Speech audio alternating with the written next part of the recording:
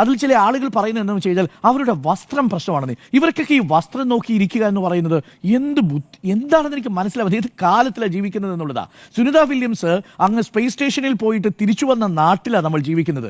അവർ ഇടകലർന്ന് ജീവിച്ചത് ആണുങ്ങളോടാണെന്ന് പറഞ്ഞു ഫത്വ പുറപ്പെടുവിക്കാൻ ഇറങ്ങിയാൽ എന്തായിരിക്കും അവസ്ഥയെന്ന് നോക്കിക്കോളൂ.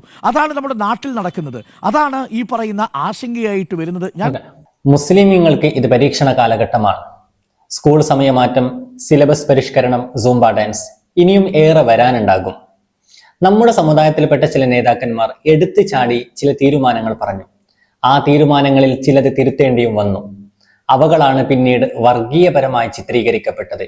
എന്നാൽ വസ്ത്രധാരണ വിഷയത്തിൽ ഇതര മതസ്ഥരുടെ അഭിപ്രായം എന്താണ്? നമുക്കൊന്ന് കേട്ടു നോക്കാം.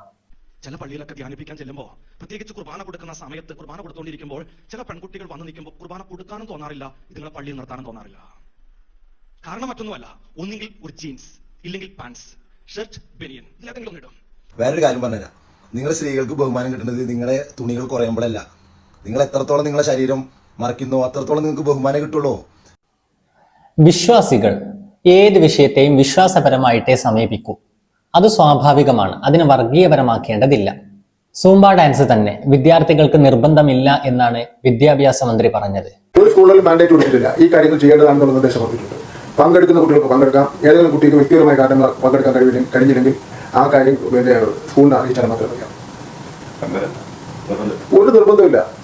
ഖൽബിൽ കുറച്ചൊക്കെ ഈമാനും തഖവയുമുള്ള രക്ഷിതാക്കൾ സ്വന്തം മക്കൾക്ക് അത് വേണ്ടെന്ന് വെച്ചാൽ അതായിരിക്കും ഏറ്റവും നല്ലത്. നമ്മുടെ തീരുമാനമാണ് ഏറ്റവും നല്ല സമുദായത്തെ ഉണ്ടാക്കിയെടുക്കുന്നത്.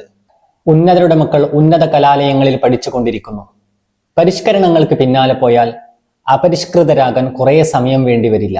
ലഹരിയെ തുരുത്താൻ തുറക്കപ്പെട്ട ബാറുകളെ അടച്ചുപൂട്ടലാണ് ആദ്യം ചെയ്യേണ്ടത്. സമീപകാലങ്ങളിൽ സ്കൂളുകളിൽ നടന്നിട്ടുള്ള ഈ വാർത്തകൾ നിങ്ങൾ ഒന്ന് കേട്ടു നോക്കൂ. നമുക്ക് തീരുമാനിക്കാം വേണ്ടയോ വേണമോ എന്ന്. പത്തനംതിട്ടയിൽ മരിച്ച +2 വിദ്യാർത്ഥിനി ഗർഭിണിയായത് സഹപാഠിയിൽ നിന്നു തന്നെ.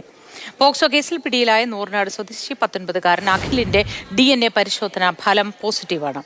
ഇടുക്കിയിൽ 9ാം ക്ലാസ്സുകാരി പ്രസവിച്ചു. 8ാം ക്ലാസ്സുകാരനെതിരെ പോലീസ് കേസെടുത്തു. ഇരുവർക്കും 14 വയസ്സാണ് പ്രായം.